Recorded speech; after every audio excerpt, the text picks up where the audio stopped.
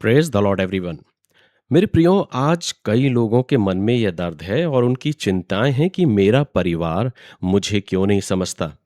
हम साथ तो हैं, लेकिन हमारे बीच पहले जैसा प्रेम क्यों नहीं रहा।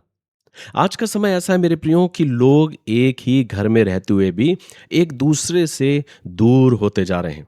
घर हमारे और आपके बड़े तो हो गए हैं, सुविधाएं तो बढ़ गई हैं, लेकिन कई परिवारों में देखने में ये मिलता है कि वहां पर प्रेम, बातचीत और समझ कम होती जा रही है। लोग अपने घरों से और अपनी भौतिक वस्तुओं से तो बहुत लगाव रखते हैं, लेकिन अपने परिवार के लोगों से अपने रिश्तों की महत्वता को भूलते जा रहे हैं। और इसलिए मेरे प्रियो, कई बार समस्या ये नहीं होती कि परिवार में प्रेम नहीं है, बल्कि समस्या यह होती है कि हम एक दूसरे को सुनना बंद कर देते हैं।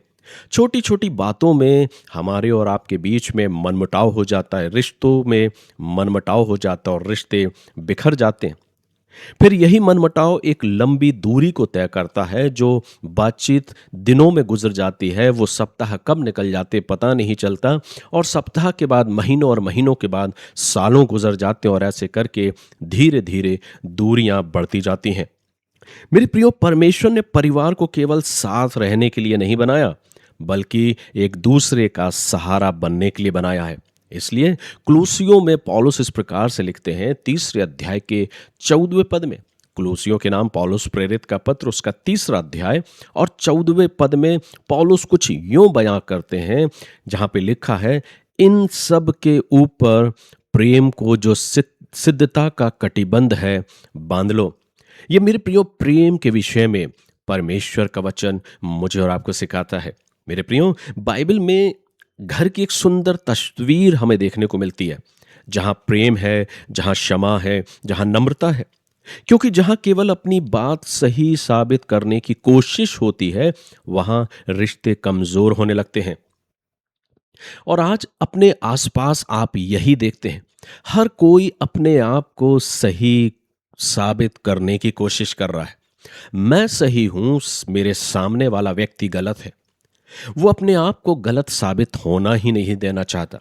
बेशक कई बार गलतियां स्वयं हमारी होती हैं, लेकिन हम अपनी गलतियों को स्वीकार करना नहीं चाहते। और इसलिए आज यही कमजोरी परिवारों में है। वहां रिश्ते कमजोर होने लगे हैं।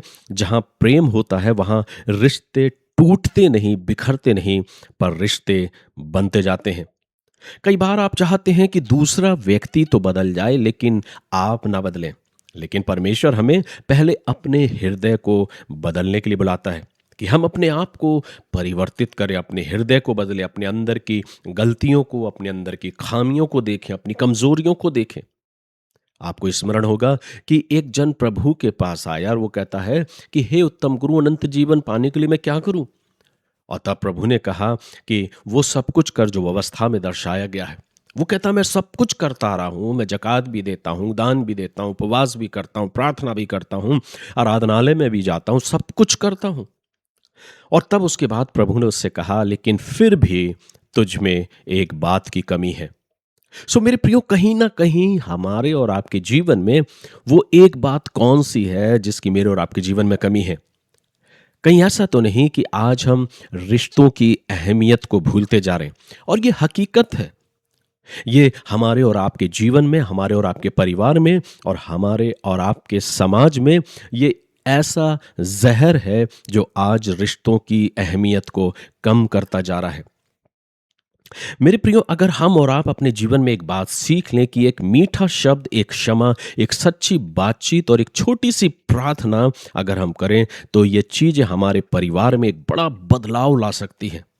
चूंकि हम रिश्तों की अहमियत को भूलते जा रहे हैं। ईश्वर ने परिवार इसलिए नहीं बनाया था कि सिर्फ एक परिवार बने, लेकिन इसलिए कि एक दूसरे का सहारा बने। आज लोग अपने जीवन में एक दूसरे का सहारा बनने की अपेक्षा एक दूसरे से अलगाव पसंद ज्यादा करते हैं। इसलिए आज देखिए कि सबसे ज्यादा आज समाज में हमें जो ग्राफ देखने को मिलता है, वो बिखरते और टूटते हुए रिश्तों का देखने को मिलता है। क्या परमेश्वर ने परिवार इसलिए बनाया था कि हम अपने जीवन में उन रिश्तों की अहमियत को भूल जाएं? लेकिन मेरे प्रियो, प्रभु ये कहता है, उसका वचन मुझको और आपको इन बातों को सिखाता है कि इन सब के ऊपर प्रेम को जो सिद्धता का कटिबंध है, बांध लो।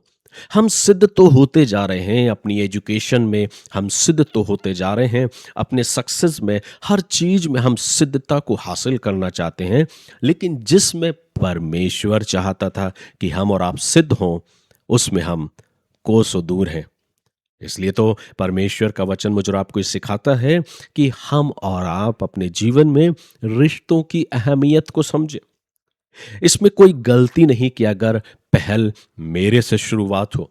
कई बार इंसान पहल तो करता है, लेकिन सामने वाला इंसान अपने अंदर के हट के कारण उस पहल को नजरअंदाज कर देता है।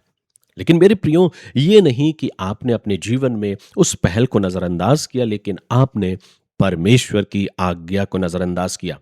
इसलिए तो जहां परमेश्वर का प्रेम होता है, वहां टूटे हुए रिश्ते भी नई शुरुआत करते हैं। और जहां परमेश्वर का प्रेम नहीं होता, वहां रिश्ते और बिखर जाते हैं। आइए आज हम अपने जीवनों के लिए, अपने परिवारों के लिए और अपने रिश्तेदारों के लिए प्रार्थना करें। बेशक हम चाहे ये कह सकते हैं कि हम प्रभु तेरे भवन में जाते हैं, हम आराधनाओं में उपस्थित होते हैं, हम प्रार्थना करते हैं, हम उपवास करते हैं, लेकिन प्रभु कहता है कि तुम्हारे परिवार के अंतर्गत तुम्हारा प्रेम कहाँ है। मेरे प्रियो, हमारा परमेश्वर हमारे मनों को तब्दील करे और हम पवित्र आत्मा की इस आवाज को सुनने पाए और प्रार्थना करें कि हे प्रभु, मेरे परिवार में अपने प्रेम को भर दे। जहाँ दूरियां हैं वहाँ निकटता आ जाए, जहाँ दुख है वहाँ शांति, और जहाँ गलतफहमियां हैं वहाँ समझ प्रदान कर, ताकि हम अपने रिश्तों को समझने पाएं और एक दूसरे से प्रेम के साथ आगे बढ़ने पाएं। हमारे घर को अपने प्रेम का स्थान बना, ताकि हम जैसे आपसे प्रेम करते हैं वैसे अपने परिवार और अपने रिश्तों से भी प्रेम करने पाए। इसलिए मेरे प्रियो, परमेश्वर का वचन आज मुझे यही सीख देता है कि आज कितने लोग हैं जो रिश्तों की चिंता करते हैं। क्या आपने अपने जीवन में इस रिश्तों की शुरुआत की है सच्चाई के साथ, ईमानदारी के साथ, प्रेम के साथ? इसलिए इससे पहले कि हम दूसरे को बदलता हुआ देखना चाह रहे हैं, पहले हम स्वयं को बदलें और अपने जीवन में इंसानों की इच्छाओं से बढ़कर परमेश्वर की इच्छा को महत्व दें। जो परमेश्वर आपको और आपके परिवार को सिर्फ इसलिए नहीं बनाया कि आप एक साथ रहें, बल्कि इसलिए बनाया कि एक दूसरे का सहारा बने और एक दूसरे से प्रेम करें। प्रभु इन वचनों के द्वारा आप सभी को आशीष दे और ऐसा अवसर दे कि हम सब अपने जीवन में अपने रिश्तों की अहमियत को समझने पाएं। God bless you.